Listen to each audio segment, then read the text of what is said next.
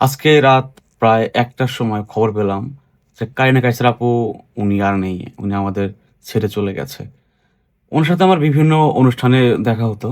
আমি বেশ কয়েকবার তার ইন্টারভিউ করেছি এবং তার মতো সদা হাস্যোজ্জ্বল এবং খুবই সহজ মানে সরল মনের মানুষ আমি এই কনটেন্ট ক্রিয়েটরদের মধ্যে খুব একটা দেখিনি।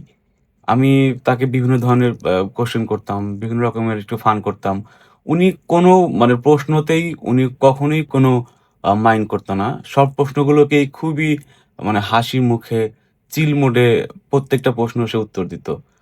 এবং আমি তাকে যাদের সাথেই দেখেছি সবসময় সবার সাথেই খুবই হাসিখুশি, খুবই আ ভদ্র এবং খুবই আন্তরিকতা ছিল সবার সাথে তার একটা সম্পর্কে।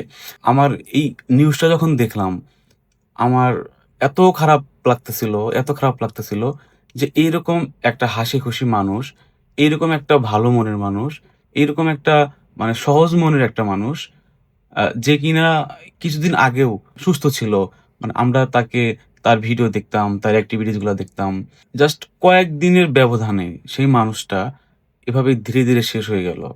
মানে আমাদের জীবনটা আসলে কতটা ছোট, কতটা ক্ষুদ্র, কতটা আসলে অনিশ্চিত এটা আসলে এখন বুঝতে পারতেছি। আমি দোয়া করি যেন কারিনা কাইসার আপু যেখানেই থাকেন, উনি যেন ভালো থাকেন। আল্লাহ যেন উনাকে জান্নাতবাসী করেন এবং আপনারা সবাই কারিনা আপুর জন্য দোয়া করবেন। আর আমি কারিনা আপুর ফ্যামিলিকে এই শোক আ সইবার যেন তৌফিক দেন আল্লাহ তাআলা সেই দোয়া করি। আ আল্লাহ হাফেজ।